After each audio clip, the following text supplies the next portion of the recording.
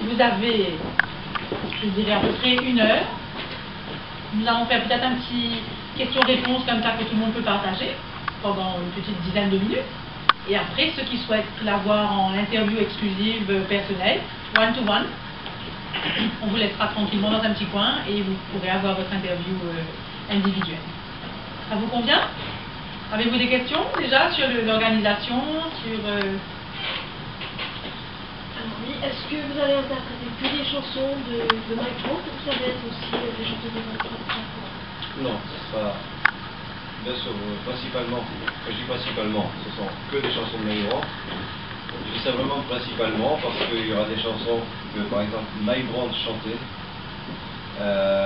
mais qui n'ont pas été enregistrées. Moi je connais bien l'histoire, donc je suis revenu sur la période un petit peu avant d'arriver en France. Et voilà, donc il y aura aussi un petit passage sur cette période-là, donc avec des chansons de Tom Jones, voilà. Mais ça reste quand même basé sur Mike Brandt, mais ce n'est pas un répertoire personnel. Qui est Claude? Qui vous êtes? À part d'être le sosie officiel de Mike Brandt, qui vous êtes? Pardon, excuse-moi un petit peu. Pascal, rejoins-nous. Pascal est arrivé, voilà. Il est de retour. Pascal Signetti, il est Fireball. On le présente plus, bien sûr. Évidemment. Donc la question, comme vous savez, j'arrive de France, donc j'habite en France. Principalement, évidemment, aujourd'hui je fais plus de 200 concerts, je suis plus de 200 jours sur les routes par an, avec bien sûr ce personnage de Mike Brandt, mais à savoir que Claude Arena c'est Claude Arena, hein, et je ne vis pas dans la peau de Mike Brandt 24 heures sur 24. J'ai aussi ma vie personnelle, mais ma vie de chanteur avant tout aussi. Ma vie de tous les jours, c'est tout ce qui se rapporte au chant. D'abord, être en forme vocalement, être en forme au niveau du corps, au niveau du sport. Donc c'est beaucoup d'entretien du corps, de la voix. Donc ça c'est ma vie de tous les jours pour être au mieux pendant les concerts. Et les jours de concert évidemment, mais, voilà, on rentre un peu d'un personnage. Est-ce qu'à force de vivre ce personnage, il n'y a pas un problème, un conflit en fait d'identité Non. à l'intérieur de vous? Comment vous vivez cela? Pas de conflit d'identité, simplement parce que je tiens à garder la mienne, avant tout. C'est évidemment important. La seule chose qui est... Moi je rencontre beaucoup de gens qui ont travaillé avec Mike Brandt, je vois même souvent son frère, je rencontre sa nièce, Mike Brandt.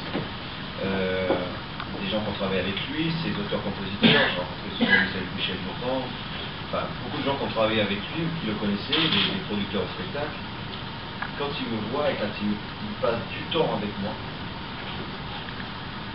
ils me disent que ce qui est assez bizarre, c'est que n'ayant pas connu et ne sachant pas ce qu'il faisait, beaucoup de choses se ressemblent. Je pense que si je fais ça, c'est peut-être pas un hasard non plus. On a, je pense, 2 personnalités qui devaient être assez proches. Donc, mais moi, je tiens à garder la mienne. J'ai pas de problème de... Est-ce que vous travaillez ou vous avez travaillé pour incarner ce personnage sur scène ou peut-être devant les fans? Travailler, non. On peut pas dire travailler vous voyez, là, à essayer de faire une copie de ce qu'il faisait. Non. Moi, je suis imprégné de ce personnage-là. C'est-à-dire qu'étant déjà fan à la base, imprégné du personnage, et le personnage, il est en moi. Je n'ai pas besoin de me forcer à quoi que ce soit pour entre guillemets, être Mike Brandt. Parce que c'est un personnage que je ressens très fort et qui est en moi. Mais sur scène, par exemple, comme il n'existe pas de vidéo, par exemple, de concert de Mike Brandt, il faut savoir que tout ce qui va se passer en concert, la mise en scène du spectacle, c'est moi qui l'ai fait de A à Z. Donc, pas de problème à ce niveau-là. Et vous avez du public et des fans? Est-ce qu'ils vous donnent Mike Brandt dans la rue quand vous marchez? Oui, bien sûr, c'est évident. Après, vous avez joué le jeu ou vous dites non, je ne suis pas lui? Non, je ne dis pas, non, je ne suis pas lui, parce que d'abord les gens me reconnaissent, donc je ne vais pas mentir au public. Et puis j'ai toujours été très disponible pour mes fans et pour tous les gens, pour tout le public. fais un spectacle, je peux passer 1 heure, 2 heures à faire des dédicaces. Tant qu'il y a une personne, je reste là, assis, à faire avec les gens. Ça a toujours été comme ça. Je respecte les gens. Si les gens, ça leur fait plaisir d'un coup de me reconnaître, de me dire ouais, salut Mike, quoi. Voilà, c'est sympa. Mais ça ne va pas me monter la tête pour autant, mais je vois que ça leur fait plaisir. Bien sûr, mais ça arrive. Qu'est-ce qui fait que vous faites 200 concerts par an? C'est le personnage, c'est le style de musique que Mike Brown a chanté, il n'a pas chanté. Il nous a filé il y a très très longtemps. Est-ce que ça, 37 ans et sa musique est toujours là? Je pense qu'il y a deux choses. La première, c'est que la musique a évolué dans une voie où les gens d'aujourd'hui ne se reconnaissent pas, je pense, beaucoup. Et je ne parle pas même que des gens de cette génération-là. Je pense que même les gens de la nouvelle génération, quelques-uns, n'arrivent pas à se reconnaître non plus dans cette voie-là. Donc à partir du moment où on ne se reconnaît pas dans les nouveaux chanteurs, on revient en arrière et on reste sur ceux qui nous ressemblent peut-être plus, quoi. Donc ça, c'est la première chose. Et la deuxième chose, comme je disais, moi j'ai travaillé même avec des présentateurs de l'époque et qui me disaient quand il était là, c'était numéro 1, quoi. Dans le cœur des gens, il est toujours numéro 1, c'est comme ça. Comme je disais, petite anecdote, dans les dédicaces, il y en a, ils ouvrent leur portefeuille, ils me disent, vous voyez, la photo de Mike Brown, là, depuis 37 ans, elle n'a pas bougé. Voilà. C'est vraiment, il était rentré dans l'intimité des gens. Quand il est parti, ça a été une vraie blessure pour eux. Donc c'est pour ça qu'en même temps, avoir la chance pour eux, comme ils disaient, d'avoir la chance de un peu revivre ces concerts-là, c'est beaucoup de bonheur et tant mieux. C'est votre première fois chez nous aussi? Oui, c'est la première fois qu'on fait ça. Mais c'est un petit peu humoriste. Mais je connais un peu l'humoriste quand même. Voilà. Vous avez eu l'occasion de répéter avec les Fireworks. Oui. Comment vous avez vu le niveau? Est-ce qu'ils sont à la hauteur que vous allez mettre là-bas demain soir? Oui, ils sont vraiment largement à la hauteur. J'ai été vraiment agréablement surpris. Parce que évidemment, quand je suis arrivé, je ne savais pas, comme eux non plus. Mais j'ai été très surpris de la qualité de ce qu'ils m'ont joué hier. Il n'y a aucun souci. On s'est très vite bien entendu, je pense que grâce à ça.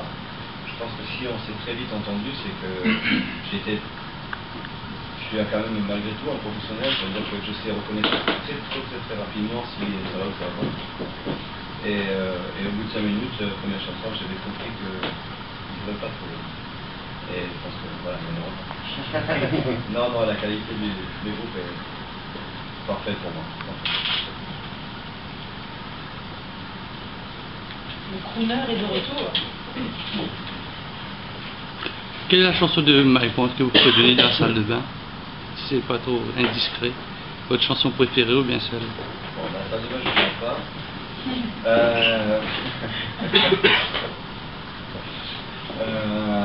Mais si votre question est ma chanson préférée, je vais répondre malheureusement que j'en ai pas parce que je les aime vraiment toutes, vraiment beaucoup. Après, comme je disais, il y a des chansons qui sont très fortes. Je parlais ce matin, c'est comme ça que je l'aime. Parce que je trouve que musicalement, vocalement, elle a quelque chose de... Je vois quand je les chante, les gens, il y a vraiment quelque chose qui se passe qui est assez extraordinaire. Donc, si je peux en citer une, c'est ça. Après, c'est vrai que je les aime vraiment toutes. C'est pour ça que même dans le spectacle, je fais une partie... À l'époque des 45 tours, il y avait la phase A, il y a la phase B. On mettait pas mal de phase B parce que c'était magnifique aussi. La chanson, donc je ne voulais pas non plus passer à côté. Est-ce que vous faites des concerts, des tournées de vos propres chansons? Non, je n'ai pas le temps. Je n'ai pas le temps. Je vous ai dit, c'est déjà très difficile pour moi d'organiser une vie personnelle. Parce que tout le temps sur la route, pas les avions, hein. Et trop de concerts, je ne peux pas faire autre chose que ça. D'accord, mais est-ce que... C'est pas un regret, hein. Oui, mais est-ce que ça ne vous frustre pas de ne pas pouvoir être vous-même, que d'arriver sur scène, que les gens admirent et... Il y a beaucoup de présentateurs qui me connaissent, qui quand il me présente aujourd'hui, il dit c'est une chose. Vous êtes venu pour Mike Brandt et vous repartirez avec le derrière. Donc, vous verrez, je pense que les gens, quand ils repartent, bien sûr, ils ont vécu le prix Mike Brandt, mais il y a tellement de ma personnalité aussi, qui repartent aussi avec quelque chose de moi, pas que de Mike Brandt. Et donc, non. Et puis la deuxième chose, c'est que moi, depuis tout petit, j'avais qu'un seul désir, c'était d'être chanteur. C'était chanter. Donc là, c'est une chanson de Mike Brandt, parce que la vie en a voulu ainsi. Mais mon bonheur, c'est d'être sur scène et de chanter, donc pas de souci. C'était comment votre premier contact avec Mike Brandt? C'est difficile de le dire parce que, comme je disais, j'ai 5 sœurs qui étaient folles de Mike Brandt. Les 5 sœurs qui ont plus de 20 ans de différence avec moi. Donc elle avait connu Mike Brandt. Et je me souviens vraiment d'un souvenir, j'étais 6 ans, chose comme ça. Et j'adorais le foot et je rentrais, je devais jouer au foot en bas, je rentre chez moi, j'ouvre la porte et j'entendais crier. Et il y avait la musique. Et voilà, on est là, le chambre. C'était pas celle-là. Et j'ouvre la porte et il y avait mes sœurs qui étaient là avec une copine. Et elles hurlaient, elles hurlaient. Je me dis, qu'est-ce que c'est ça? Et je me suis approché et j'ai regardé, elle était en train de regarder Mike Brandt. Ça, c'est déjà un souvenir, un des plus souvenirs qui m'a vraiment marqué.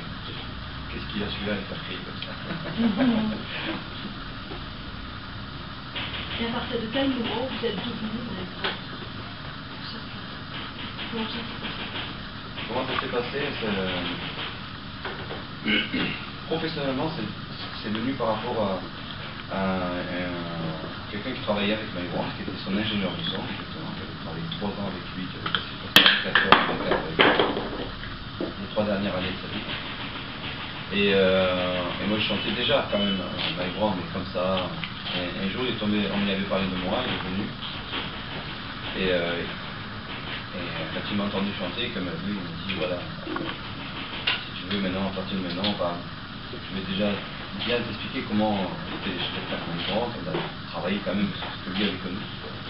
Et j'aimerais que vraiment, il faut que tu fasses un show professionnel maintenant, parce que surtout, il y a une demande pour ça. Moi je dis non, je pense pas, il me dit si. Et à partir de ce moment-là, j'ai commencé vraiment à faire des concerts professionnels. Et tout de suite, ça va plus jamais arriver. Donc ça va en fond de commerce aussi pour tous les gens qui ont travaillé autour dans la compagnie, les producteurs. Et de toute façon, le spectacle, c'est un commerce. Et là, comment est-ce que vous voyez Mike Brandt dans les 10, 15, 20 années? À un moment donné, sa vie a arrêté et vous pensez continuer en fait C'est pas moi qui déciderai. Comme j'ai pas décidé quand j'ai commencé, je crois que je ne déciderai pas quand c'est que je vais arrêter. Autant c'est les gens qui m'ont poussé, le public qui m'ont poussé à faire ce spectacle. Autant, tant qu'ils seront là, je chanterai. Si un jour je sens que les gens ont de l'aimer, qu'ils ne veulent plus de moi, ou quelque chose va passer, je ne sais pas. Si je sens ça, voilà, j'arrête. Mais j'aimerais bien vous croire un jour, mais sans doute avec raison, essayer de répondre à ma question. Qui saura, qui saura, qui saura, qui saura me faire oublier, dites-moi, ma seule raison de vivre, essayez de le dire. Qui saura, mais qui saura. Marquez ça là.